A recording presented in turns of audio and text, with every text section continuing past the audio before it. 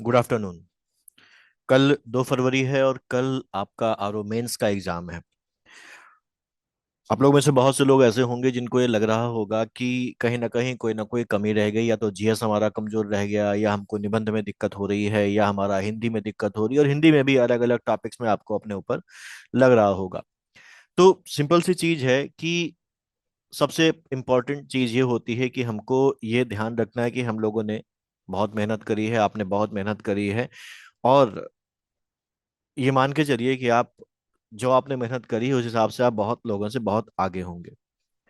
यहाँ पर कोई भी ऐसा कैंडिडेट नहीं होता है, कोई भी ऐसा एस्पिरेंट नहीं होता है जिसकी तैयारी 100% कंप्लीट हो। ना ही किसी को लगती है 100% कंप्लीट अपनी तैयारी। हर आदमी का कोई ना कोई पॉइंट ऐसा होता है, कोई ना कोई एरिया ऐसा होता है जहां पर वो लैग कर रहा होता है, जहां पर उसको लग रहा होता है कि मेरी ये चीज जो है वो तैयार नहीं है, या हम इसमें और बेहतर कर सकते थे लेकिन हम नहीं कर पाए।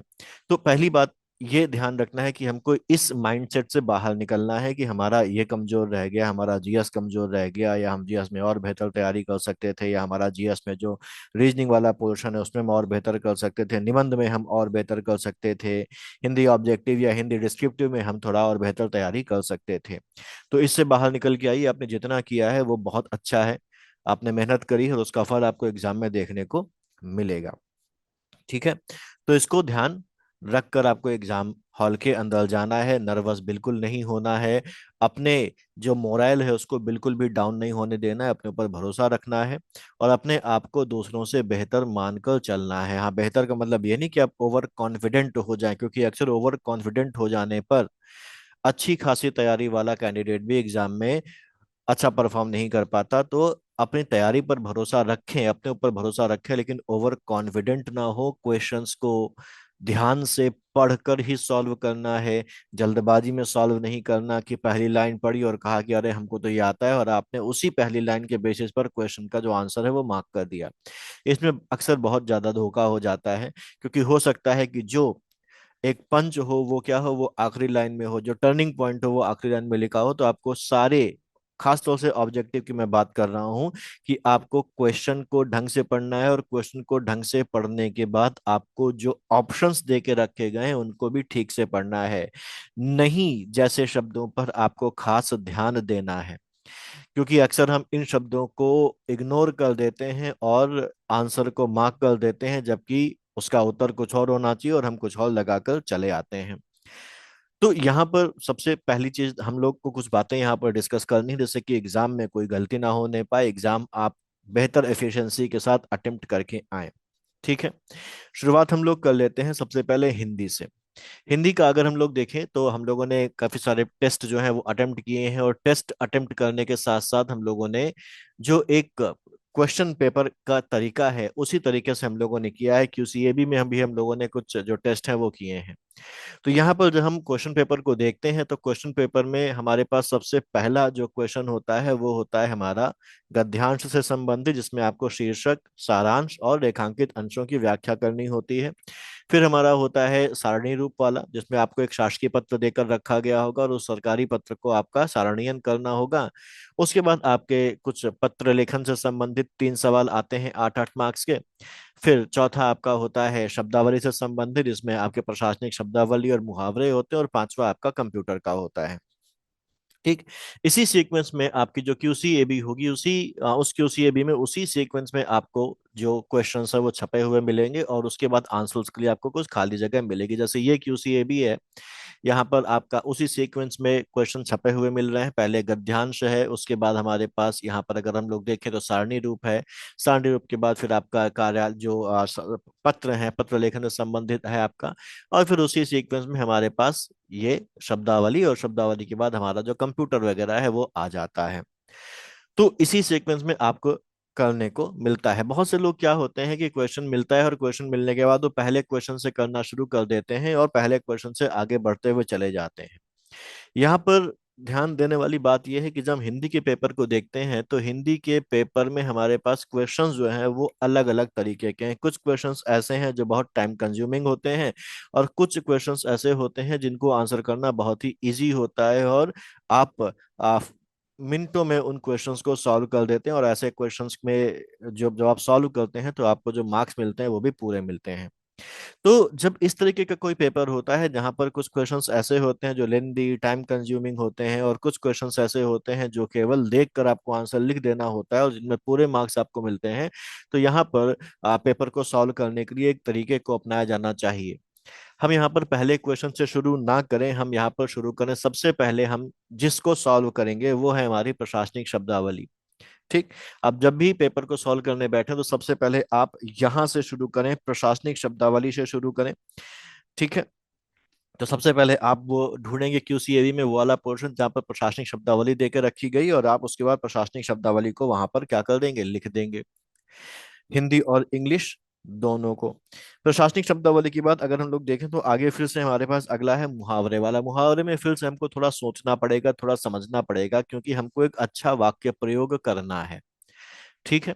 अगर केवल अर्थ लिखने को होता तो हम अर्थ लिख देते, और लेकिन हमको उसके साथ वाक्य प्रयोग भी करना है, तो हम अभी तुरंत इसको नहीं उठाएंगे। हम यहाँ पर सबसे पहले प्रशासनिक शब्दावली को सॉल्व करेंगे, और प्रशासनिक शब्दावली को सॉल्व करने के बाद हम वहां पर जाएंगे जहां पर हमको सोचना नहीं है, जहां पर हमने याद किया है और हमको केवल लिख देना है। तो प्रशासनिक शब्दावली के बाद हम उसके बाद सीधे सॉल्व करेंगे क्या, कंप्यूटर के क्वेश्चंस को, क्योंकि यहाँ पर भी हमको सोचना नहीं है, फ्रेमिंग हमारे दिमाग में होती ही है, और हमको केवल क्वेश्चन को देखकर आंसर लिख देना है।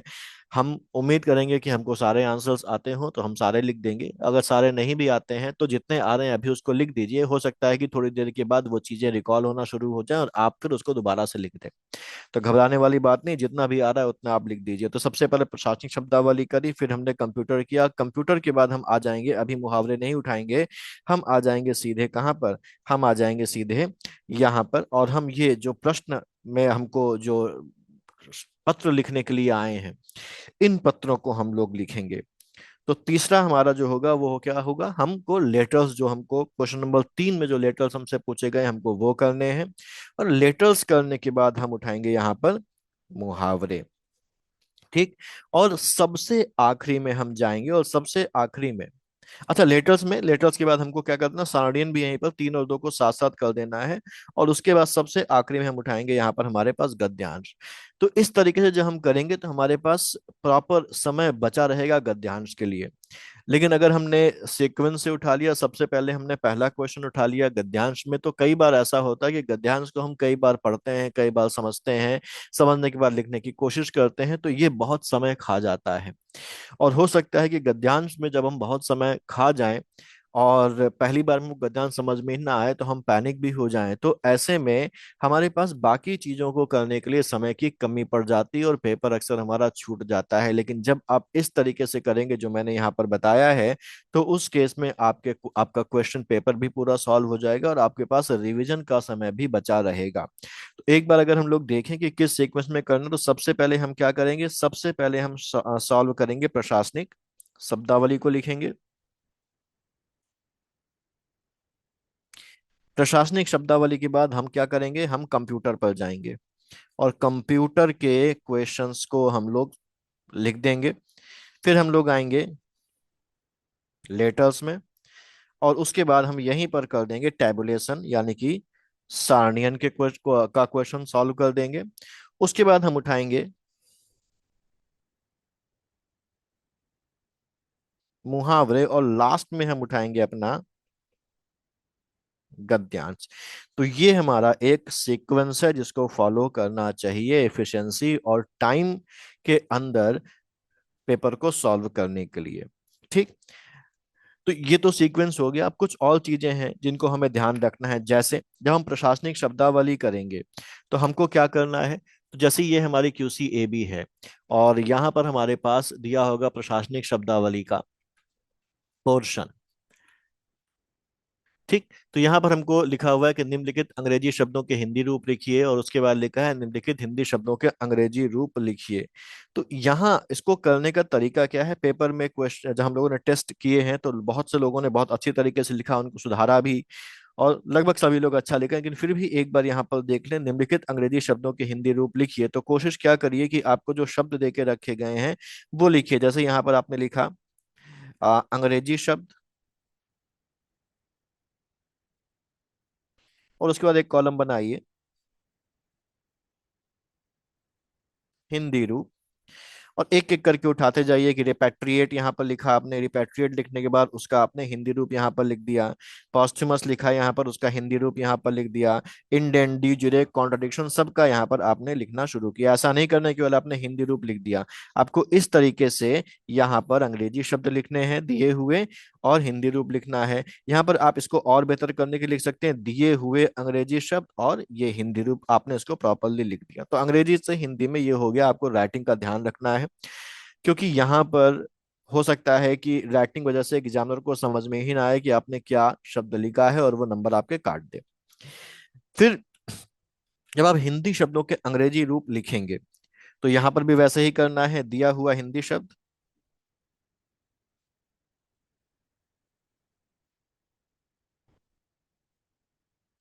और यहाँ पर उनका अंग्रेजी रूप। जैसे यहाँ पर हिंदी शब्द दिया हुआ है धारक, और उसका अंग्रेजी रूप आपको यहाँ पर एक लाइन खींच दें और उसके बाद लिख दें अंग्रेजी रूप। इसका अंग्रेजी रूप आप, इसका क्या होता है, बियरर होता है। तो ऐसे भी लिख सकते हैं, और कैपिटल में भी लिख सकते हैं। लेकिन किस में लिखना है, इस तरीके से लिखना है कि इस तरीके से लिखना है, तो आप प्रेफर करें कि आप हमेशा लिखें किसमें, कैपिटल लेटर्स में। क्योंकि कैपिटल लेटर्स में जब आप लिखेंगे तो शब्दों के, अक्षरों के बीच में क्या होगा, गैप होगा। और कैपिटल लेटर्स में अक्षरों में कंफ्यूज होने के चांसेस एग्जामिनर के क्या हो जाते हैं, कम हो जाते हैं। ठीक, क्योंकि जब हम इस तरीके से लिखेंगे तो कई बार जो शब्द है, जो अक्षर है, वो उतना क्लियर नहीं हो पाता है कि क्या लिखा गया है। तो ऐसे रिस्क से बचने के लिए आप क्या करें, इसको हमेशा कैपिटल्स में ही लिखें। ठीक, तो ये ध्यान रखना कि प्रशासनिक शब्दावली शब्दावली जब हम लिखेंगे, तो हम प्रेफर करेंगे कि इंग्लिश वर्ड्स को कैपिटल लेटर्स में ही लिखें। दूसरी बात हमको ये ध्यान रखनी है कि अक्सर लोग होते हैं वो एक हिंदी शब्द दिया है उसके एक से ज्यादा मतलब लिख देते हैं। ठीक, तो यहां पर यह भी ध्यान रखना है कि अगर आप किसी हिंदी शब्द के या किसी अंग्रेजी शब्द के जो रूप लिख रहे हैं वो एक से ज्यादा लिख रहे हैं, तो वो सारे सही होने चाहिए। अगर उनमें से एक भी गलत हो गया तो एग्जामिनर पूरा काट देगा, आपको मार्क्स नहीं देगा। तो बेटर है कि एक ही जो बेस्ट सूट करे उसको लिखें। और अगर एक से ज्यादा लिख रहे हैं तो ये कंफर्म कर लें, अपने आप को डबल कंफर्म कर लें कि वो दोनों ही जो होने चाहिए वो सही होने चाहिए, अदरवाइज पूरा चला जाएगा एक्स्ट्रा ज्ञान को दिखाने के चक्कर में। ठीक है, समझ में आ गई बात। अब ये तो हो गया हमारा पहला कि जब हम प्रशासनिक शब्दावली लिखेंगे तो हमको किन बातों को ध्यान में रखना है। अब आते हैं कि हम कंप्यूटर में अगर लिखना है तो कंप्यूटर में क्या करेंगे, कैसे करेंगे। तो जैसे कंप्यूटर संबंधी ये वाला क्वेश्चन है कि अंतर्गत निम्न पर टिप्पणी लिखिए। तो यहाँ पर तो आपको दो दो मार्क्स के आएंगे, तो दो दो मार्क्स में आपको बहुत ज्यादा नहीं लिख देना, टू द पॉइंट आपको उसके बारे में लिख देना है। ठीक है।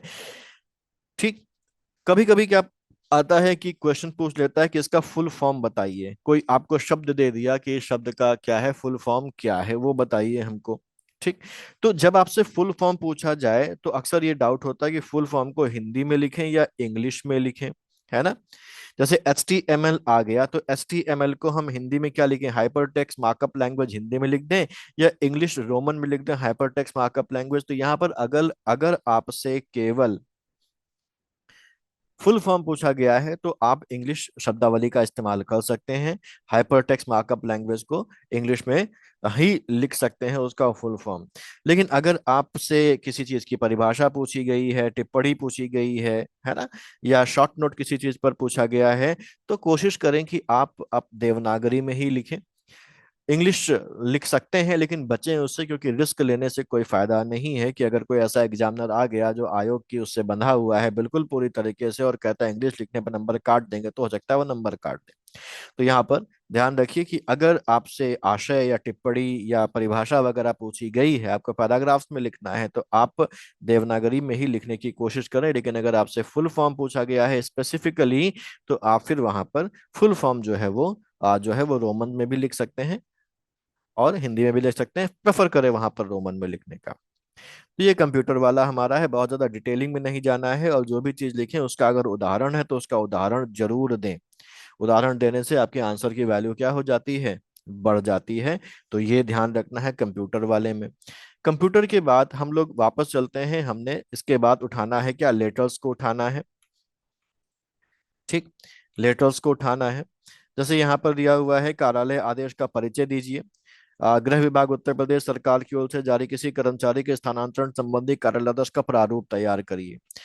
ठीक। एक सवाल हमारे पास ये आया है। ठीक। और कार्यालय ज्ञाप किसे कहते हैं, इसका प्रारूप बनाइए।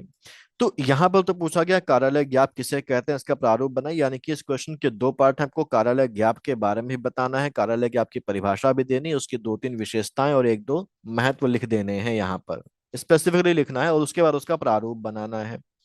ठीक।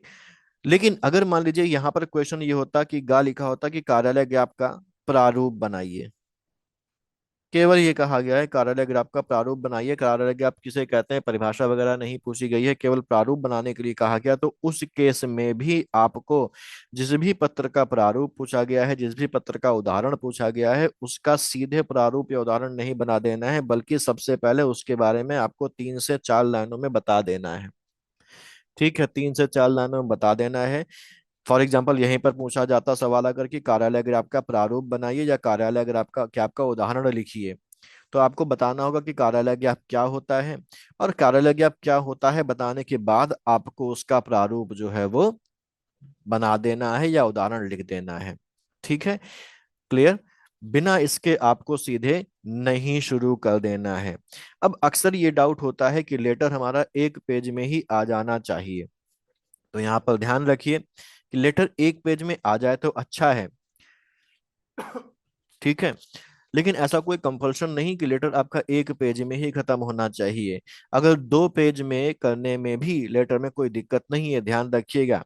तो अगर लेटर एक पेज में आ जाए तो ठीक है, और अगर लेटर एक पेज में नहीं आ रहा है तो आप उसको 2 पेजेस में भी कर सकते हैं, जितना एक पेज में आ जाए उतना करिए और बाकी अगले पेज में ले जाइए। ऐसा नहीं कि एक पेज में आने के चक्कर में आपने शुरुआत तो ठीक करी, आखिर में घिचड़ पिचड़ जाके कर दिया कि समझ में ही नहीं आ रहा, छोटी ही जगह में बहुत सारा चीजें आपने वहां पर लिख दी, तो ये बहुत खराब इम्पैक्ट जो है वो डालता है। सम जगह नहीं है तो अगले पेज पर चले जाइए। ठीक।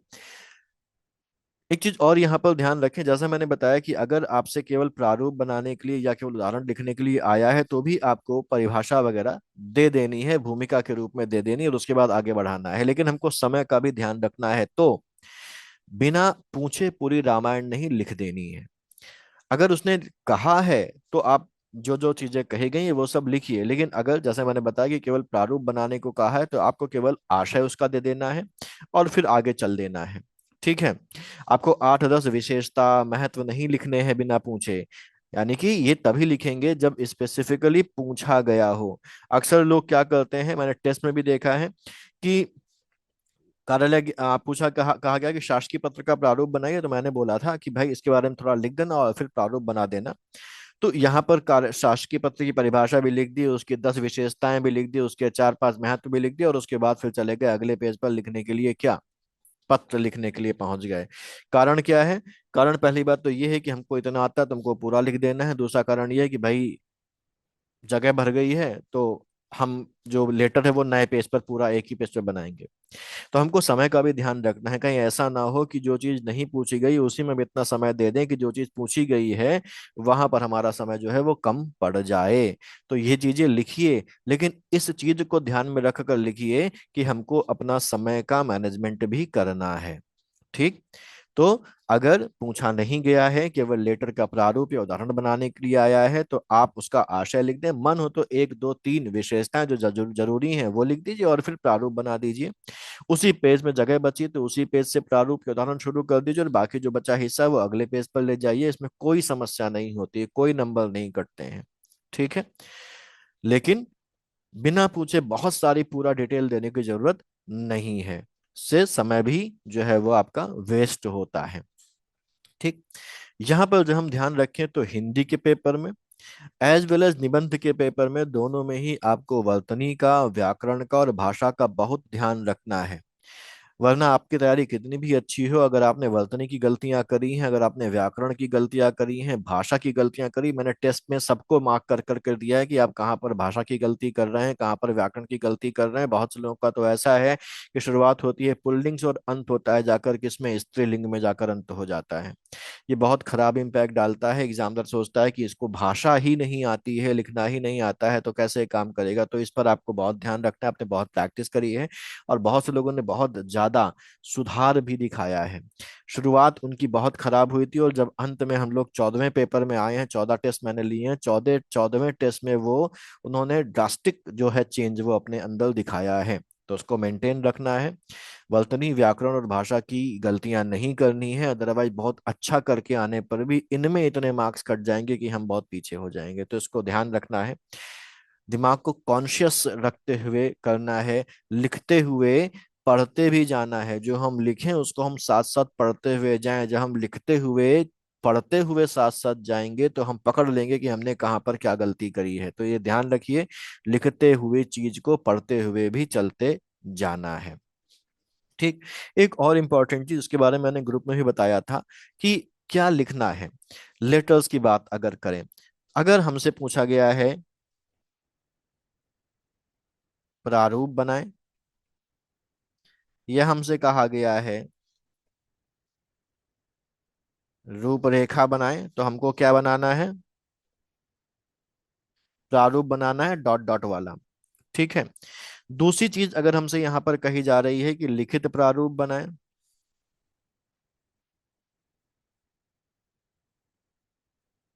हमसे कहा जा रहा है लिखित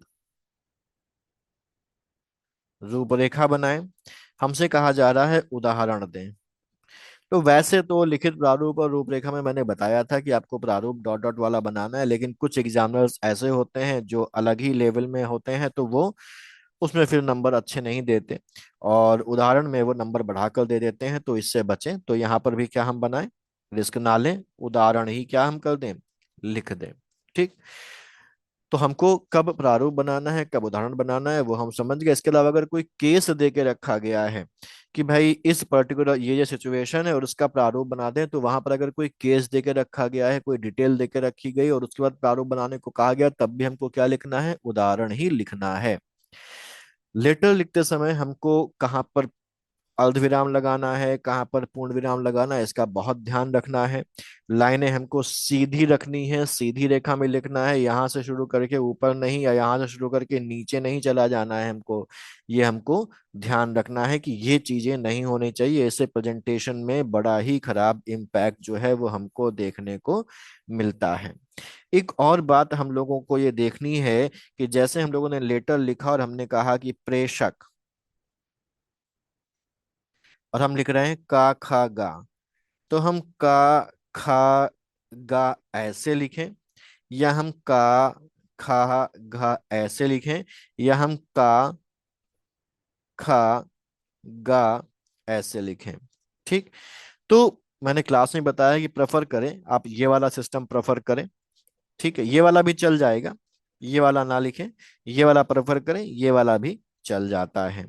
दूसरी चीज, अगर हम प्रारूप बना रहे हैं और हम यहाँ पर लिखते हैं प्रेषक, कॉमा, फिर लिखते हैं नाम। ठीक है। तो हमको ये नहीं करना है। हमको क्या करना है, हमको यहाँ पर लिखना है माँ, जहां पर खत्म हो रहा है वहीं से हमको केवल ये डॉट्स बनाने हैं, हमको ये डैश नहीं बनाना। कई बार क्या होता है कि हम डैश डॉट्स ही बनाते हैं, लेकिन हम जल्दी बनाते हैं तो हमारे जो डॉट्स वो ऐसे बन जाते हैं। तो इसको कॉन्शियसली बनाइए, डेलिबरेटली बनाइए, और भले ही 1-2 सेकंड एक्स्ट्रा लग जाएं, उनको लगने दीजिए। और आपको यहाँ पर ये ध्यान रखना है कि बिंदु ही बने, जानबूझकर ये नहीं बनाना, और ना ही जल्दबाजी में ये करना कि हमने बनाया तो बिंदु लेकिन वो लग रहा है ऐसा, क्योंकि इसमें कट जाते हैं नंबर। तो ये बहुत बारीक चीज है, इसको आपको ध्यान में रखना है। और बाकी लेटर राइटिंग की क्या बारीकियां हैं हम लोगों ने डिस्कस करी हैं, उनके हिसाब से चलना है, किसी से भी इन्फ्लुएंस नहीं होना है। कौन कैसे कर रहा है, कौन कैसे नहीं कर रहा है, प्रश्नांकन करना है कि नहीं करना, सारी चीजें मैंने आपको बताई हैं, उसी से स्टिक होकर चलना है। अर्थशास्त्र के पत्र में विषय लिखना है कि नहीं लिखना है, हम लोगों ने भी डिस्कस किया है कि विषय ऑप्शनल होता है, आप चाहे तो लिखें चाहे तो ना लिखें। भवदी और आज्ञा से के बाद कॉमा लगाना है कि नहीं लगाना है, इसके चक्कर में भी ना पड़े। आपका मन करे लगाएं, मन करे ना लगाएं, नंबर नहीं कटते हैं, दोनों ही एक्सेप्ट होते हैं। ठीक है। ज्यादा बहुत समस्या रही तो लगा दीजिए। ठीक है। क्लियर। तो ये ध्यान रखना है क्या क्या करना है हमको, लेटर्स में कौन कौन सी चीजें को हमको दिमाग में रखना है। सारणियन में हम लोग अगर आए तो जैसे हमारे पास ये क्वेश्चन है सारणियन का, और यहाँ पर हमसे कहा गया है कि इस शासकीय पत्र की सारणी हमको बनानी है। तो इस सारणियन के लेटर को देखने के बाद हम लोगों ने प्रैक्टिस भी करी है, प्रतिलिपि को कैसे लिखना है वो भी मैंने आपको एग्जाम्पल दिया है, आप समझ गए होंगे, आप लोग अच्छा लिख भी रहे हैं। तो वो बनाइए, लेकिन एग्जाम के पहले ड्यूटी है बतानी कि आप जब भी सारणियन करें, मैंने जिन्होंने भी गलती करी उनकी कॉपी में साफ साफ लिखा है कि सारणियन के पहले आप सारणियन के बारे में बताएं 2 से 4 लाइनों में कि सारणियन क्या होता है, उसकी आवश्यकता क्यों होती है, और उसके बाद हम सारणियन जो है वो बनाएं। और सारणियन में हम लिखें कि शासकीय पत्र का सारणी रूप या दिए गए शासकीय पत्र का सारणी रूप, इसको लिखने के बाद फिर हम सारणी बनाएं। ठीक, यानी कि सारणी बनाने से पहले सारणीयन का आशय और महत्व हमको संक्षेप में बता देना है। उसके बाद हमको सारणी बनानी है। सारणी बनाने के लिए आप स्केल का इस्तेमाल करेंगे, क्योंकि आपने बहुत सारे टेस्ट में सारणी बनाई है, तो मुझे पता है कि आपको कौन कौन से कॉलम कितना कितना चौड़ा बनाना है, इसका आपको अंदाजा होगा। ठीक, लास्ट वाला कॉलम सबसे चौड़ा बनेगा क्योंकि उसमें आपको आशय लिखना है। ठीक है, तो प्रॉपर स्केल से सीधी लाइन खींचकर आपको क्या करना है, टेबल बनानी है। और टेबल की लंबाई का आपको ध्यान रखना है। यहाँ पर आपने सारणियन का आशय महत्व लिख दिया, फिर आपने लिखा कि दिए गए पत्र का सारणी रूप, फिर आपने बनाई टेबल। और टेबल को आप कैसे बनाएंगे, स्केल से लाइन खींचकर बनाएंगे। ठीक, तो अब जैसे मान लीजिए मेरे पास तो अभी इस तरीके से है, तो मैंने एक लाइन ये खींच दी, फिर एक लाइन ये खींच दी। ठीक है, और इस तरीके से हम लोगों ने लाइन खींच दी, सारी लाइनें हम लोगों ने खींच दी। टेबल बनाते समय हमको ये ध्यान रखना है कि टेबल हमारे कंटेंट के अकॉर्डिंग हो। ऐसा ना हो कि हमने किया और हमारा कंटेंट यहाँ पर खत्म हो गया और टेबल हमारी कहाँ तक चली जा रही है, नीचे तक चली जा रही है, और हमारा कंटेंट यहीं तक खत्म हो गया, तो ये पूरा खाली पड़ा, ये नहीं, इसका भी खराब इम्पैक्ट पड़ता है। आप भले ही आधी टेबल अभी लाइन खींचें, और फिर अगर आपको लगता है कि आपको और खींचनी है, आगे और जाएगा नीचे, तो लाइन फिर आप बाद में एक्स्ट्रा खींच लें जितना आपको लिखना है उसके हिसाब से। लेकिन इस तरीके की गलती ना करें। ठीक है, कि अगर आपका कंटेंट यहाँ पर खत्म हो जाता है, आपने लिख दिया यहाँ पर आखिरी सेंटेंस यहाँ पर आपका खत्म हुआ, तो आपकी टेबल फिर यहीं पर बंद हो जानी चाहिए और नीचे नहीं जानी चाहिए। प्रेजेंटेशन में आपको इस चीज का ध्यान रखना है। ठीक है, क्लियर? तो ये चीज हो गई इसकी। ठीक है, अब हम लोग चलते हैं आगे, और इसके बाद हमको क्या उठाना है, इसके बाद हमको मुहावरा उठाना है। मुहावरे की बात अगर हम लोग करें तो ये हमारे पास मुहावरे हैं। इस तरीके से ही आपको मुहावरे वहां पर लिखे हुए मिलेंगे, और इतने ही जगह पर, और ये सफिशिएंट जगह होती है। मैंने आपको बताया है मुहावरे लिखने में किस चीजों का ध्यान रखना है। आशय स्पष्ट होना चाहिए। ठीक, और 2 लाइनों में किताबों में जो कक्षा 7-8 लेवल के जो मुहावरे लिखे होते हैं, वो नहीं कि यथा राजा तथा प्रजा का आपने 2 लाइन का लिख दिया ना, ऐसे नहीं। ठीक है, उस मुहावरे में पूरा आशय स्पष्ट होना चाहिए, हम लोगों ने डिस्कस किया है। करना कैसे है, यथा राजा तथा प्रजा आपका यहाँ पर लिखा हुआ है, आपको इसके बाद सीधे ब्लैक कलर का पेन आपको उठाना है, यहाँ पर लिखना है अर्थ। और यहाँ पर अर्थ लिखने के बाद यहाँ पर आपको इसका अर्थ लिख देना है। अर्थ लिख देने के बाद आपको यहाँ पर लिखना है वाक्य प्रयोग। और वाक्य प्रयोग आपको उसके बाद यहाँ पर लिख देना है। वाक्य प्रयोग में यह ध्यान रखना है कि इस वाक्य प्रयोग में आपका ये मुहावरा आना चाहिए। मुहावरा आना चाहिए, वो कहीं भी आ सकता है, एंड में आ सकता है, बीच में आ सकता है, आपके वाक्य प्रयोग पर डिपेंड करता है। और जहां पर भी ये मुहावरा आए, आपको उस मुहावरे को उस वाक्य में क्या कर देना है, अंडरलाइन कर देना है। ठीक है, और इसी तरीके से आपको सारे मुहावरे जो हैं वो लिखने हैं।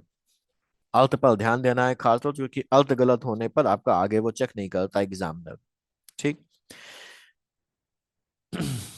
तो ये, इसके बाद हमको कहाँ पर सबसे आखिरी में अब क्या उठा लेना है, हमको अपना गद्यांश और जो सारांश वगैरह है वो उठा लेना है। ठीक, इसको अच्छी तरीके से करना, आखिरी में करना है, आपके पास सफिशिएंट समय बचा रहेगा। मुझे लगता है कि अगर आपने ये सब चीजें ठीक से कर ली, तो 1 घंटे के आसपास समय आपके पास बचा रहेगा, अगर आपकी स्पीड बहुत ज्यादा खराब नहीं है तो। और 1 घंटा मोर देन सफिशिएंट है इसके लिए। तो आप इसको आराम से बार बार पढ़ेंगे, बार बार पढ़ने के बाद जब आपको समझ में आ जाएगा, अंडरलाइन करिए, हाईलाइट करिए, कोने में पीछे रफ पेज में लिख लीजिए। ठीक है, उसके बाद आपको यहाँ पर इसका शीर्षक लेना है, शीर्षक लिख देना है, सारांश लिख देना है। सारांश लिखते समय ध्यान रखना है आपको कि आप सीधे यहाँ पर सारांश नहीं लिखेंगे। आपको पीछे जो रफ पेपर मिले हुए हैं, उन रफ पेपर में इस गद्यावतरण का आप सारांश लिखेंगे। सारांश लिखने के बाद आप उसको पढ़ेंगे 2 बार और देखेंगे कि क्या इसका जो सार है, इसका जो एसेंस है, वो सारांश में दिखाई पड़ रहा है कि नहीं पड़ रहा है। नहीं दिखाई पड़ रहा है तो जो चेंजेस हैं आपको आप वहीं पर कर लीजिए। उसके बाद आप उसके शब्दों को गिनिए कि जो शब्द हैं वो 1/3 1/4 की रेंज में आ रहे हैं कि नहीं आ रहे हैं। कहीं आप इसकी जगह कोई और बेहतर शब्द का इस्तेमाल करके इसको और ज्यादा बेहतर कर सकते हैं कि नहीं कर सकते हैं। और जब आप सब संतुष्ट हो जाएं कि हाँ ये अब मैंने अपना बेस्ट लिख दिया है, उसके बाद उठाकर आप उसको यहाँ पर लिख दीजिए। सीधे यहाँ पर नहीं लिखना है। ओके। यही आप जब वहां व्याख्या लिखेंगे तो वहां पर भी कुछ ऐसा ही आपको ध्यान रखना है। और मोस्ट आपका ये करने के बाद मुझे लगता है कि आपके पास समय भी बच जाएगा आखिरी में। ठीक है।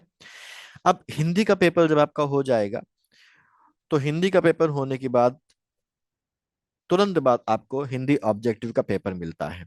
ठीक। तो जब आपको हिंदी ऑब्जेक्टिव का पेपर मिलता है, उसमें आपके पास 30 सवाल होते हैं, 30 क्वेश्चंस होते हैं। हर क्वेश्चन आपको पता है 2 मार्क्स का होता है। और यहाँ पर आपके पास 30 मिनट होते हैं, आधे घंटे में आपको ये करना होता है। इस पेपर में आपको बहुत ध्यान रखना है, क्योंकि यहाँ पर भी 1/3 की निगेटिव मार्किंग है। ठीक। ये जो पेपर है बहुत सावधानी से करना है, क्योंकि अक्सर यही वाला जो पेपर है हमारा रिजल्ट खराब करता है। क्योंकि हम सुबह से बैठे होते हैं, हम 9:30 बजे पहुंच गए हैं और ये पेपर हमको मिलेगा 4:30 बजे। ठीक। लगातार हम स्ट्रेस में हैं, 4:30 बजे हम मेंटली भी थक चुके हैं और हमको ये भी लग रहा है कि अब हमको कल निबंध का पेपर भी देना है। तो यहाँ पर डाइवर्ट होने के, गलती होने के चांसेस बहुत सारे हो जाते हैं, बहुत ज्यादा हो जाते हैं। और इसमें एक गलती हुई तो हम बहुत पीछे हो जाएंगे, क्योंकि सही होने पर हमको मिलते हैं यहाँ पर 2 मार्क्स और गलत होने पर हमारे कट जाते हैं 0.67 मार्क्स। यानी कि एक उत्तर अगर हमने गलत मार्क कर दिया इसका, तो हम 2.67 मार्क्स से पीछे हो जाएंगे। ठीक। बहुत हाई फाई नहीं आती है। ठीक। प्री का लेवल होता है, जैसे आपका प्री में आया था, लगभग आप मान के चलिए थोड़ा ऊपर नीचे होके उसी लेवल के क्वेश्चंस आपके पास आएंगे। और सबसे बड़ी अच्छी बात है कि यहाँ पर पर्यायवाची नहीं है। ठीक। आधे घंटे का टाइम है, 30 सवाल हैं। जल्दबाजी बिल्कुल नहीं करनी है, आराम से हर सवाल को कम से कम 2 से 4 बार आपको पढ़ना है। कंफर्म होना है कि इसको जो मैं समझ रहा हूं वही पूछा गया है। आपको केवल सवाल नहीं पढ़ना है, उसके ऑप्शंस भी पढ़ने हैं, उनके बीच में लिंक बैठालना है। और जब आप पूरी तरीके से कंफर्म हो जाए कि हाँ मैंने इस सवाल को समझ लिया है, इसका सही उत्तर यही है, इसके अलावा कोई और नहीं हो सकता, उसके बाद ही आप क्या करेंगे, उसको ओएमआर में टिक करेंगे। यही चीज आपको जीएस के पेपर में भी करनी है। ठीक। एक और इम्पॉर्टेंट चीज है, ये जो पेपर है, वैसे तो एक गलत बात है, लेकिन इस पेपर में जब आप एग्जाम में जाएंगे तो आप खुद देखेंगे कि इस पेपर में नकल बहुत होती है। टीचर्स भी थके हुए होते हैं, वो भी थोड़ा सा लीनियंट हो जाते हैं, और आप देखेंगे इसमें भर के नकल होती है। तो इस पेपर में क्योंकि नकल बहुत होती है, तो मौका मिले अगर आपको, तो आप ईमानदारी के चक्कर में आपको नहीं पढ़ना है, क्योंकि आपका ऑब्जेक्टिव है एग्जाम को क्लियर करना बाय हुक और बाय क्रुक। तो आप भी फायदा लें, लेकिन फायदा लेने के चक्कर में कुछ ऐसा ना कर लें कि आपका पेपर खराब हो जाए। दिमाग का इस्तेमाल करके आप इसका फायदा लीजिए। सामने वाले को खुद से ज्यादा बुद्धिमान ना माने, कि अगर उसने बता दिया है तो उसका बताया सही ही होगा। हो सकता है उसको खुद ना आता हो और वो गलत खुद कर रहा हो, और आपने उससे देखकर खुद का भी गलत कर लिया। तो अपना दिमाग लगाइए, दिमाग लगाकर देखिए कि वो जो बता रहा है या जो आपको पता चल रहा है वो सही है कि गलत। ठीक है। यानी कि कोई जवाब आपको मिल रहा है तो कंफर्म होने पर ही उसको मार करें, क्योंकि अक्सर लोग खुद सही उत्तर पता होने पर भी दूसरा क्योंकि कुछ और लगा रहा है तो कंफ्यूजन में आके उसी को सही मान के अपना भी क्या कर लेता है, गलत कर देता है। तो यहाँ पर चालाक बनिए। मौका मिले तो आपको हरिश्चंद्र नहीं बनना है। आपको जो नहीं आ रहा है वहां पर आप इसका बेनिफिट ले सकते हैं, क्योंकि बहती गंगा में हाथ धोना बुरी बात नहीं होती है। तो मौका मिले तो फायदा लें, लेकिन खुद दूसरे को नकल ना कराएं, क्योंकि यहाँ पर कट थ्रोट कंपटीशन हो सकता है कि आपकी नकल करके वो आपसे आगे निकल जाए और आप रह जाएं, और बगल वाला आपसे पूछकर 1 नंबर ज्यादा लेकर आपसे क्या हो जाए, पास हो जाए। तो ये ध्यान रखिएगा, आपको फायदा लेना है, फायदा देना नहीं है। और फायदा लेने में भी अपने दिमाग को खुला रखना है कि सामने वाला अगर गलत कर रहा है तो हम उसके चक्कर में अपना गलत ना कर लें।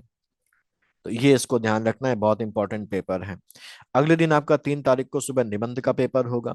निबंध का पेपर बड़ा अनएक्सपेक्टेड हो सकता है, क्योंकि निबंध में कई बार ऐसा होता है कि हमने जो पढ़ा है, हमने 50 निबंध, हमने 70 निबंध भी तैयार कर लिए हैं बाई चांस, तो कभी कभी ऐसा होता है कि कोई अलग ही आ जाता है।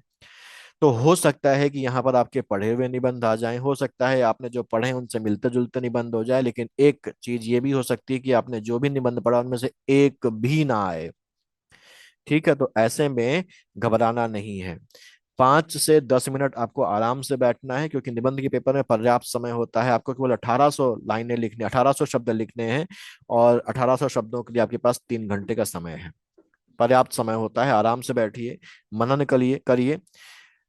बिना पढ़ा आया होने के बावजूद भी यहाँ पर कोई ऐसा टॉपिक नहीं आया होगा जिससे आप बिल्कुल अनफैमिलियर होंगे। आपने कभी न कभी, कहीं ना कहीं, खबरों में, किताबों में उस चीज को देखा होगा, पढ़ा होगा। हाँ, कंसोलिडेट आपके दिमाग में अभी नहीं होगा, आपने उसको ऐसे के पर्पज से तैयार नहीं किया होगा, तो वो चीजें आपके दिमाग में क्रम से नहीं होंगी। तो इसके लिए क्या करना है कि आपको बस शांति से बैठना है, उस निबंध के बारे में सोचना है कि आपको उसके बारे में क्या पता है।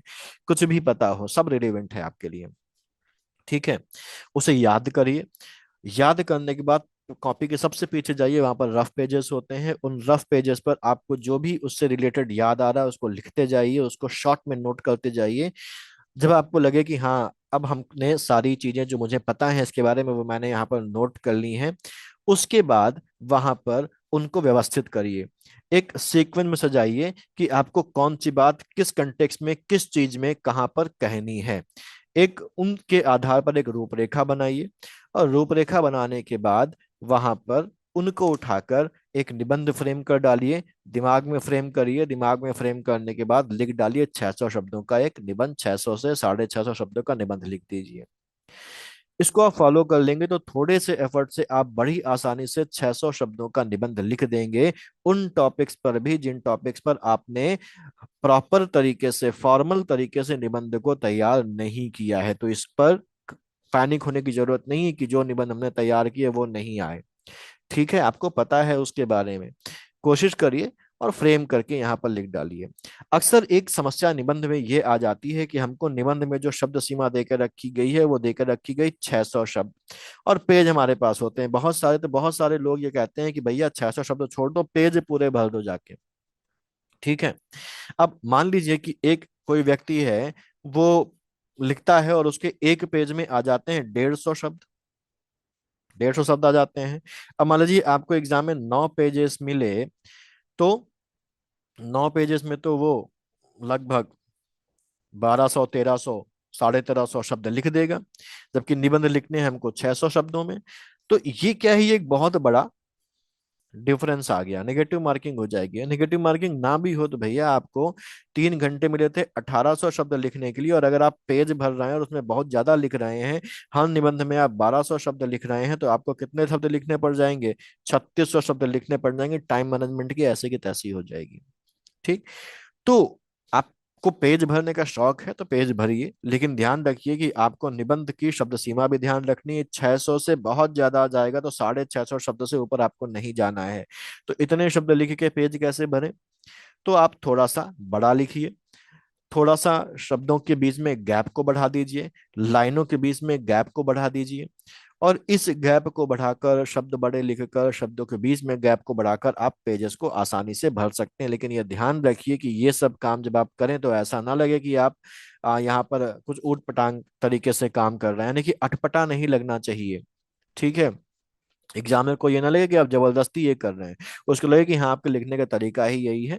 तो यहाँ आप शब्दों के आकार को बढ़ाकर, शब्दों के बीच में गैप को बढ़ाकर, लाइनों के बीच में थोड़ा सा गैप बढ़ाकर आप शब्द जो है वो पेजेस भर सकते हैं, लेकिन आप शब्द सीमा से ज्यादा बाहर ना जाएं, क्योंकि एग्जामिनर मार्क्स भी काट सकता है, और एग्जामिनर मार्क्स ना भी काटे तो आपका टाइम मैनेजमेंट गड़बड़ा जाएगा। ज्यादा शब्द लिखने के चक्कर में हो सकता है कि आप निबंध जो आखिरी है वो आपका छूट जाए, पूरा ना लिख पाए। तो ये तरीके का रिस्क ना लीजिए। शब्द सीमा का क्योंकि आयोग ने अगर शब्द सीमा रखी है तो उसका कोई लॉजिक होगा, अदरवाइज वो शब्द सीमा रखता ही ना, आपको केवल पेज दे देता और कहता जितना मर्जी है उतना लिखो। तो शब्द सीमा का हमको आदर रखना है, और पेजेस अगर भरने का शौक है तो इस तरीके से आप भरिए पेजेस को। जीएस के पेपर की अगर हम लोग बात करें तो पहला पेपर होगा 9:30 बजे, आपको पेपर मिल जाएगा और आपको वहां पर करना है। 120 क्वेश्चंस आपके पास वहां पर होंगे। और जीएस में अगर आपको लग रहा है कि आपकी तैयारी अप टू द मार्क नहीं हो पाई तो भी कोई दिक्कत वाली बात नहीं है। आपने इतना पढ़ा हुआ है, आप प्री पास करके आए हैं, तो कहीं ना कहीं दिमाग में अनकॉन्शियस माइंड में वो चीज़ पड़ी हुई होती है और आपने रिवाइज तो एटलीस्ट किया ही होगा। प्रेशर में अक्सर हमारा दिमाग हमको सिग्नल देता है कि भैया हम नहीं कर पा रहे हैं, या हम जो है हमको याद नहीं हो रहा है। लेकिन एग्जाम हॉल में जब आप पहुंचते हो दिमाग अपने आप अलर्ट मोड पर पहुंच जाता है और आपको चीजें याद आने लगती हैं। लेकिन यहाँ पर एक बात ध्यान रखना है कि अगर आपको पेपर देख के लग रहा है कि आपको जीएस के पेपर में कुछ भी नहीं आता है तो पैनिक नहीं होना है। ठीक। क्योंकि बहुत वाइड सिलेबस होता है और हो सकता है कि जो टॉपिक आपका ठीक से तैयार ना हो उसी टॉपिक से सबसे पहले सवाल दिख जाए। तो ऐसे में जो है मोरल थोड़ा सा डाउन हो सकता है, लेकिन आपको मोरल डाउन नहीं करना है। आपको पूरा पेपर पहले देखना है, पहले क्वेश्चन से लेकर अंतिम क्वेश्चन तक पढ़ना है। और जरूरी नहीं कि आप पहले क्वेश्चन से सॉल्व करना शुरू करें, आप वहां से उठाएं जहां पर आपको आता है। ऐसा तो नहीं होगा कि पूरा पेपर आपको पहली नजर में ही लगे कि नहीं आता है। ठीक। 10वां क्वेश्चन से आपको लगता है कि आपकी चीजें पढ़ी हुई आपको मिलने लगे तो आप वहां से उठाना शुरू करिए, वो क्वेश्चंस पहले सॉल्व करिए जहां से आपको आता है। फिर आपका एक मोरल जो है बैकअप बनना शुरू हो जाएगा। और जब ये चीजें आ जाएंगी, कॉन्फिडेंस आपका थोड़ा सा अप हो जाएगा, तो आप देखेंगे कि वो क्वेश्चन जो आपको पहली नजर में लग रहे थे कि हमको नहीं आते हैं, या वो क्वेश्चन जो पहली नजर में आपको लग रहा था कि मैं नहीं कर पाऊंगा, वो क्वेश्चन में भी आपको कहीं ना कहीं एलिमिनेशन मेथड से, लॉजिक को यूज करके, या किसी तरीके से आपको लगता है कि हाँ इसको मैं सॉल्व कर लूंगा, और उसको आप वहां पर क्या कर लीजिए, उसको आप वहां पर सॉल्व कर डालिए। ठीक है। आसान क्वेश्चंस में गलती नहीं होनी चाहिए। कठिन क्वेश्चन कोई आ जाता है तो वो सबके लिए कठिन है, उसमें आपको सर नहीं खपाना है, उसको गलत कर दिया या उसको सही नहीं कर पाया या उसको छोड़ दिया, इसके चक्कर में आपको टेंशन नहीं लेनी है। आराम से जीएस का पेपर सॉल्व करिए। उसके बाद आपका 2.5 घंटे का ब्रेक होता है। आधे घंटे बाहर निकल के कुछ खा पी लीजिए, घूम फिर लीजिए, और उसके बाद वापस से सेंटर पे आके बाकी 2 घंटे आप हिंदी और हिंदी ऑब्जेक्टिव का रिवीजन करिए। बहुत ज्यादा पागलपन में नहीं जाना है। ठीक है, बस रिवाइज कर लीजिए ठंडे दिमाग से, दिमाग को ठंडा रखना बहुत जरूरी है। और उसके बाद आप एग्जाम हॉल में जाइए, पेपर दीजिए हिंदी डिस्क्रिप्टिव का, फिर हिंदी ऑब्जेक्टिव का, निकल के आइए, खाना पीना खाइए, निबंध को रिवाइज कर लीजिए, टाइम से सो जाइए, और सुबह उठकर एक बार फिर से जिन निबंध को आपको देखना है उनको देख लीजिए, और देखने के बाद आप एग्जाम हॉल में जाइए और जो तरीका हम लोगों ने डिस्कस किया उसके अकॉर्डिंग आप एग्जाम को देकर आइए। ठीक। तो ये स्ट्रेटजी आपको फॉलो करनी है। आप अपने पर भरोसा रखें, सबसे जरूरी ये चीज है। आपने मेहनत करी है, सबसे जरूरी ये चीज है। और आपकी मेहनत को ऊपर वाला देख रहा है, ये भी आपको ध्यान रखना है। अब बात आती है कि एग्जाम हॉल में हमको क्या क्या लेके जाना है। तो अगर हम यहाँ पर देखें तो कुछ चीजें जरूरी हैं जो आपको लेके जानी ही जानी है। जैसे आप जब जाएं तो एक स्केल आपके पास होना चाहिए। ठीक। स्केल कैसा होना चाहिए? ट्रांसपेरेंट स्केल होना चाहिए, नया स्केल खरीद लीजिए। ठीक। आ 15 सेंटीमीटर वाला या 30 सेंटीमीटर वाला लंबा वाला कोई भी आप स्केल ले सकते हैं, क्योंकि आपको लाइनें खींचनी है सारणी वाले उसमें। ठीक है, तो स्केल आपको ले जाना जरूरी है। ठीक। एक मोटी निब वाला काला पेन। ठीक। मोटी निब वाला काला पेन होना चाहिए जो मोटा चले। क्यों? क्योंकि आप जब गोले भरेंगे तो अगर पतली निब वाला होगा तो आपको ज्यादा समय लगेगा गोला भरने में। लेकिन अगर आप मोटी निब का लेंगे तो आप जल्दी से उस बबल को क्या कर देंगे, फिल कर देंगे। तो मोटी निब वाला एक काला पेन ले लीजिए, 2 ले लीजिए, ज्यादा अच्छा है। ठीक।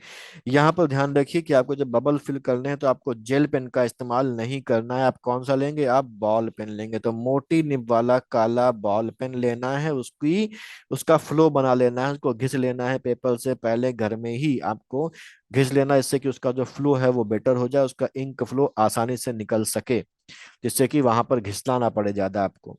ठीक है, बॉल पेन से ही आपको वहां पर करना है। आपको ले जाना है ट्रांसपेरेंट राइटिंग पैड। अलाउड होता है, ना अलाउड हो तो रख देना, ले जाना लेकिन जरूर। ट्रांसपेरेंट राइटिंग पैड, क्यों ले जाना है? क्योंकि कई बार क्या होता है कि आपको जो टेबल मिली होती है उस स्कूल की टेबल में गड्ढे होते हैं, छेद होते हैं, जिससे लिखने में आपकी ओएमआर क्या हो सकती है, फट सकती है। ठीक, आपको लिखने में डिस्कम्फर्ट हो सकता है। तो जब ये एक राइटिंग पैड आप ले जाएंगे तो आपको टेबल चाहे जितनी ही गड्ढे वाली मिली हो, राइटिंग पैड पर आप रख कर लिखेंगे तो आप आसानी से लिख लेंगे। तो एक ट्रांसपेरेंट राइटिंग पैड आपको जरूर ले जाना है। ट्रांसपेरेंट इसलिए जिससे कि वहां पर वो मना ना कर सके। आपको एडमिट कार्ड की 2 कॉपीज रखनी है। 2 कॉपीज एडमिट कार्ड की रखनी है।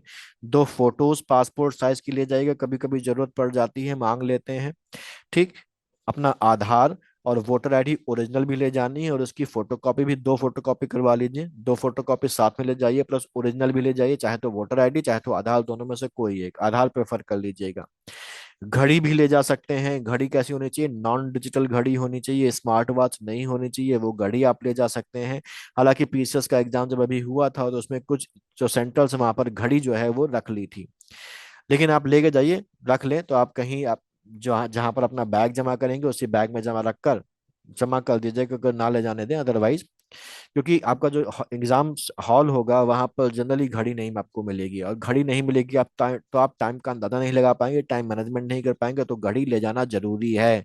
घड़ी आप ले जाइएगा, उनसे बहस करिएगा कि हमको घड़ी अंदर ले जानी है। बहुत ही ज्यादा दिक्कत करें तो घड़ी बैग में भरकर जमा कर दीजिएगा, लेकिन घड़ी ले जाना जरूरी है आपके लिए। पानी की बोतल ले जाइए, ट्रांसपेरेंट पानी की बोतल।